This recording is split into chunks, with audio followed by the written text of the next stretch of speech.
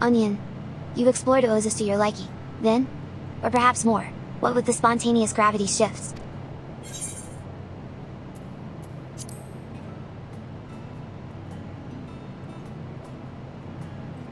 You've contributed a great deal, both to terra firma and the expedition front, and I couldn't be more grateful. We've accomplished so much together. Hello again, my friends.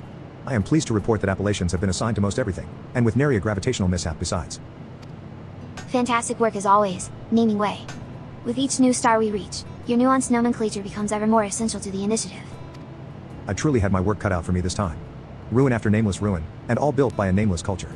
Naturally, this necessitated a novel approach. Come to think of it, your nomenclature takes on a distinctive theme in each place we go. That must be terribly troublesome to accomplish. How sweet of you to notice. It is my fondest hope that everyone in the initiative comes to appreciate each star's unique characteristics, so I try to do my part to highlight them. How about it, Onion? Might you be interested to learn how I've chosen to characterize our dear, despoiled Oizys? Knowing Namingway, he's been toiling in anticipation of this very opportunity. Go on, then, but try not to get too caught up.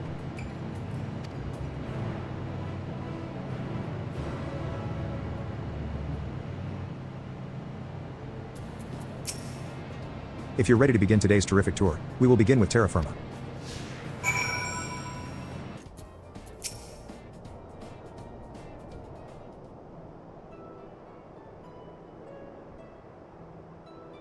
Our base of operations is nestled within the Megalithopolis, a once great city of stone. Given that family dwellings are clustered here, as well as the largest ruins we've found, it must have been a vibrant, bustling community.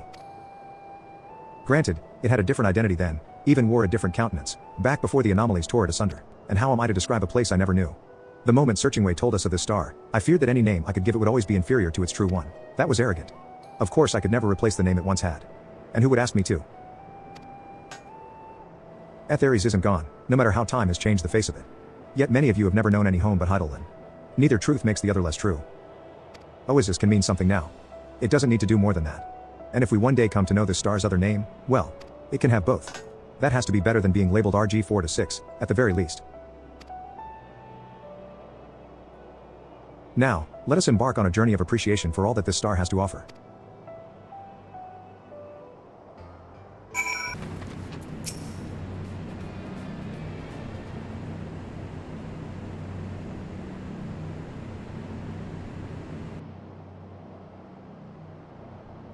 Two towering stone projections reaching toward the firmament, almost as if to taunt nature itself. See how the shielding wall, to the west, is positioned directly between the Megalithopolis and the anomaly. We believe this has kept the region's ruins comparatively undamaged. Hence the name. And now you know that we ourselves are protected by more than just the rainbow crystal's power. As for what lies beyond the falsifying wall to the east, nothing but wasteland. For that reason did I see fit to give it the name of a pretender. Next, we shall pay a visit to what may well be the most captivating place on Oizys. I do hope you're excited, Onion. A large-scale gravitational fluctuation has... I call this mountain the Unmoored Anchor, though the resemblance is more metaphorical than physical. With a bit of help from our gravitational generators, it connects the stones of Shadefleet to more solid ground, despite being quite adrift itself. Speaking of the sea, to the south sprawls the magnetic horizon. I assure you that that name is more than mere poetic license. Only by grace of the water's own magnetic properties do we find the sky less full of sea than it is of stone. Can you imagine what would happen if a living Loporit were to fall in? On second thought, I shan't speculate. Now, let us cross over to Shadefleet and get a closer look at this star's most fearsome feature. The following event cannot be skipped. You may wish to cancel any pending Duty Finder registrations. Did you catch sight of terra firma growing smaller as we made our way up? It struck me that at this altitude, a sufficiently stiff breeze is as much of a danger as any anomaly. But put that from your mind for now. Tell me what else catches your eye.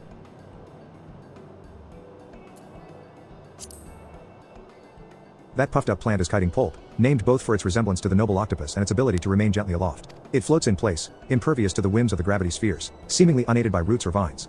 They call it a botanical marvel, yet there must be some unseen connection to the soil, a force still greater than etheric corruption. Through scientific study, we intend to find it. Recall you the impestors and faux flora of Phaana? These pseudostones, as I call them, are arguably of a similar nature. Their idle mid-air posture rather calls to mind an Earth sprite prior to its awakening.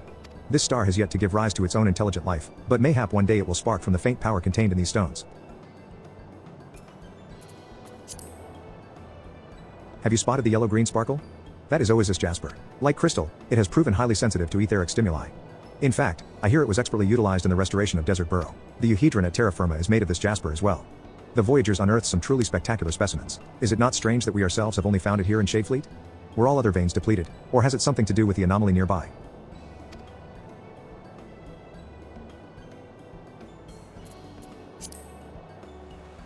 These landmasses were once part of the lithosphere, but Oizys' own gravity hasn't the strength to contend with the anomaly's effects on them. Perhaps they would have been more easily tempted downward were they not riddled with striations of indigo, which has proven to be less dense than the surrounding stone. Or perhaps not. These details are better left to the mathematically inclined. In any case, similar ore is found all across Oizys, untouched, at that. The Voyagers seem to have had no use for it, despite its beauty. This view is what I shall always remember of Oizys. See how those blooms share their splendors with the sun? That is why I call them Solberilia. Their lofty position has caused their leaves to grow larger than is typical, so that they now resemble petals in their own right.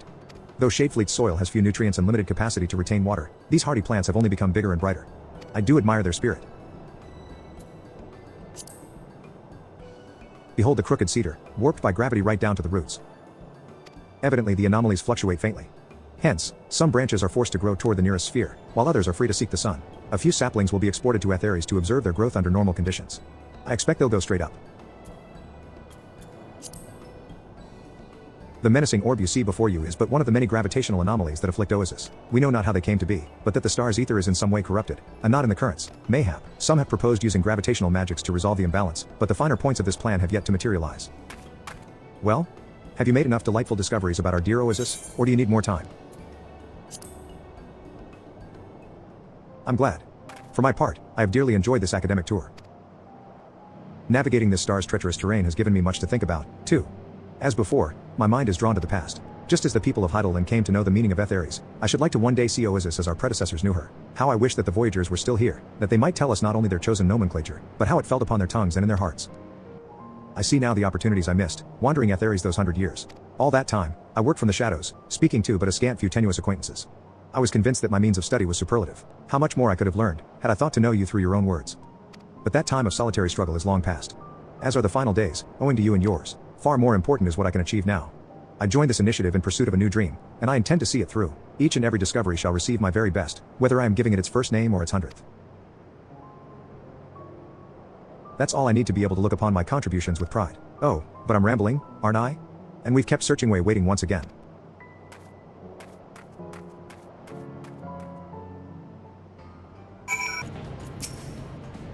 The touring duo returns. Did Namingway get the chance to recount his naming escapades here on Oizys? Indeed, together we scoured the land for all of its most tragically beautiful vistas. Excellent. While you were away, I received reports that significant progress has been made in restoring the euhedron. The euhedron? Pray tell, what have they discovered? Good question. Oizys is on site as we speak. What say we go and find out?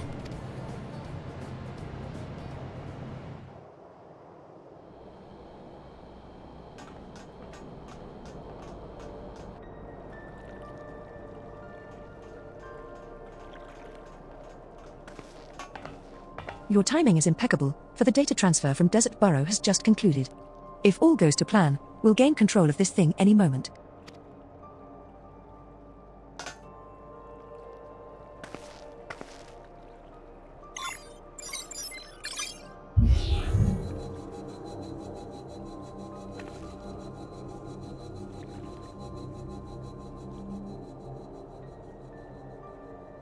What is the meaning of this swirly, sparkly spectacle?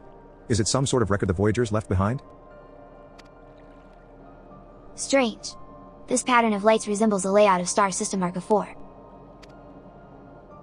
In which case, the curved line would suggest a trajectory. Could this be a navigational chart, one designed for using each star's orbital plane as a means of acceleration? We have evidence enough of the Voyager's prowess with gravitational magics to place it firmly within the realm of probability. Which could mean the Voyagers left this star of their own volition. Perhaps. But by the look of these coordinates, their starship must have departed at high velocity. And to achieve this flight path with gravitational magics would necessitate a spell of considerable scale for even the smallest vessel. Were they to repeat that process to facilitate regular travel, gravity of the very star would suffer for it, would it not? It's a stronger theory than aught the research team has managed to come up with. I'll see who I can recruit for further analysis of this data.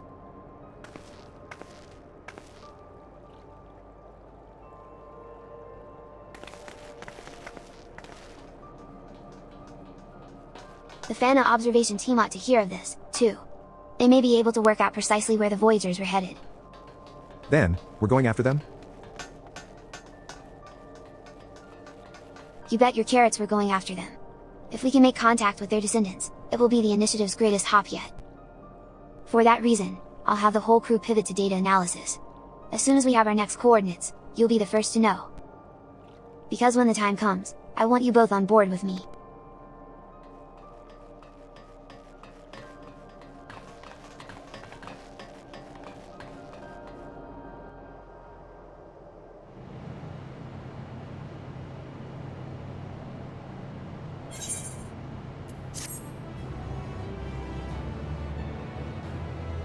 As you have completed 50 stellar missions on Oizys, you are eligible to undertake an additional quest. Seek out Momoko to learn of ways you might further benefit the initiative.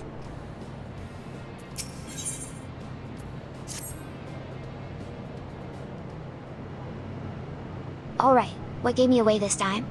The restless fidgeting, I suppose? Seeing you in that state, I can only assume one thing.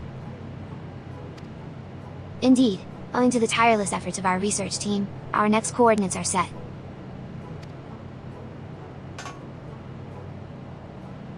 After careful analysis of the Voyager's navigational chart, we've determined that our next destination shall be EG-19. Arg. I knew it was coming, and still it grates on my poor ears. I shall amend that insipid designation at once. By all means, my friend. I'm told that, compared to Oizys, this new star bears rather more overt traces of Voyager habitation. In time, we'll refine our understanding of their culture, and if we're lucky, make contact with some living descendants. Well then, whatever are we waiting for?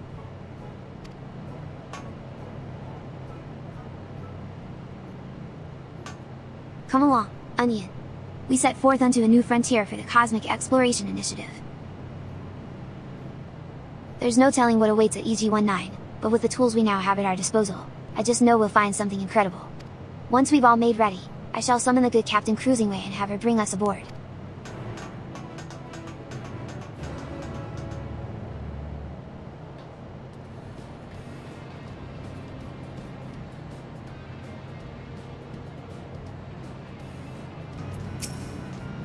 We meet again, Onion. It's always a pleasure to be your captain.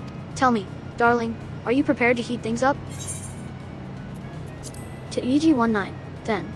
Make yourself comfortable and enjoy the ride.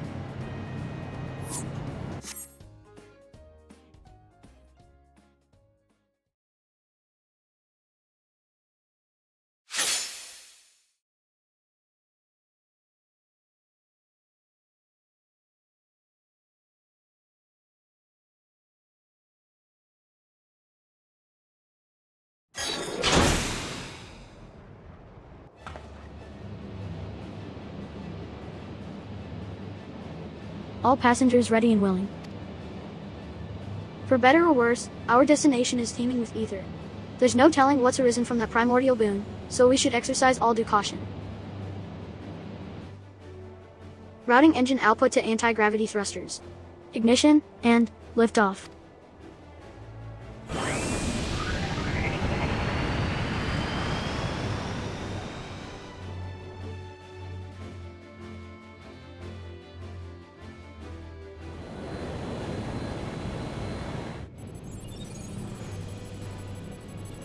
Aligning with stellar current.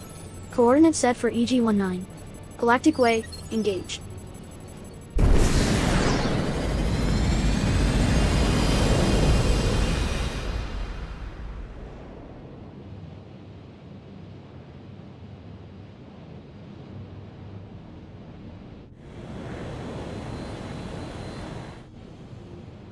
Cosmohopper disengaged.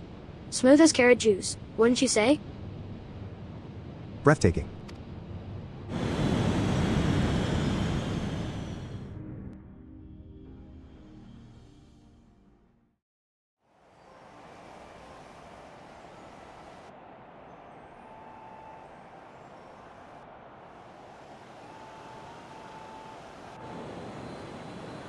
Near the whole of the star is covered in trees, and amid them, a metropolis. More than a subtle hint of habitation, indeed.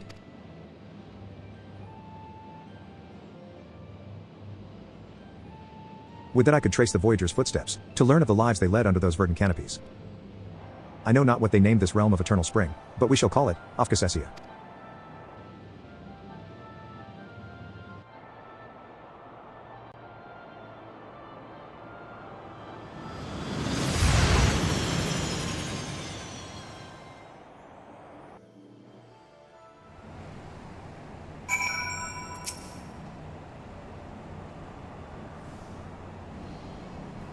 Here we are at EG-19, henceforth to be known as Auxesia. As you can see, we've constructed our cosmoport in the heartwood of the ruins. From the looks of it, some generation of Voyagers may have used this area for the very same purpose. Excellent. I was waiting for you lot to come and grant this star a proper name. Well met, Dillies. Hard at work already, I hear. And that work will proceed all the more swiftly for Onion's presence. As before, I am to lead the research team here on Auxesia. I expect we'll cross paths on the expeditions ahead. What news from your preliminary surveys? Through liberal use of pruning shears, we've uncovered urban ruins with arcane architecture unlike aught recorded thus far. Whereas the structures on Oizys were built through the simple repositioning of stone, these were all but sculpted from flora. You heard the theory that this star could be the Voyagers' homeland. Well, having seen its sophistication for myself, I may well have to subscribe, yet the city appears to have been abandoned for quite some time.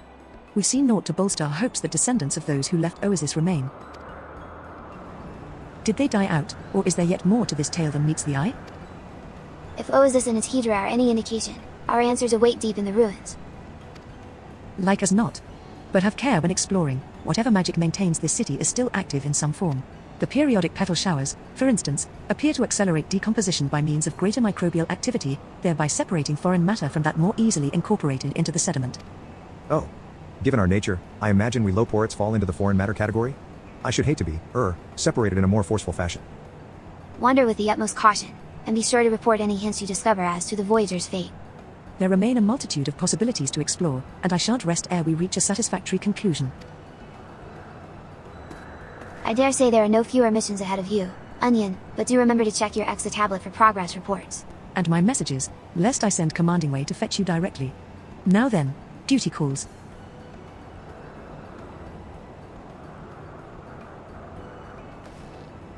Likewise, I SB no shortage of nameless novelties. I'll see you anon, Onion.